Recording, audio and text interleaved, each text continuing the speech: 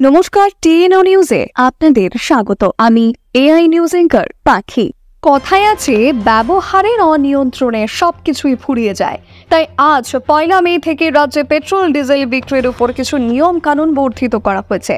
মূলত এই পদক্ষেপ নেওয়ার কারণ হলো রাজ্যের সঙ্গে রেল যোগাযোগ ব্যবস্থা বিঘ্নিত হওয়ার কারণে। এই নিয়ম কানুনে বলা হয়েছে, দ্বিচক্র ত্রিচক্র যানবাহনের কাছে প্রতিদিন 200 টাকার পেট্রোল বিক্রি করা যাবে। সেরকম 4 চক্র গাড়ির কাছে 500 টাকার পেট্রোল বিক্রি করা যাবে। আবার 3 চাকা গাড়ির কাছে 3 লিটার ডিজেল, 4 চাকার ক্ষেত্রে 15 লিটার ডিজেল, মিনি বাসের ক্ষেত্রে 40 লিটার ও বাসের কাছে 60 লিটার ডিজেল বিক্রি করা যাবে। সরকারের এই নিয়ন্ত্রণের ফলে এই যোগাযোগ ব্যবস্থা কতটা সফল হবে তা আগামী দিনে লক্ষ্য করা যাবে, কারণ যোগাযোগ ব্যবস্থার উন্নতির উপরই রাজ্যের উন্নতিও জড়িত।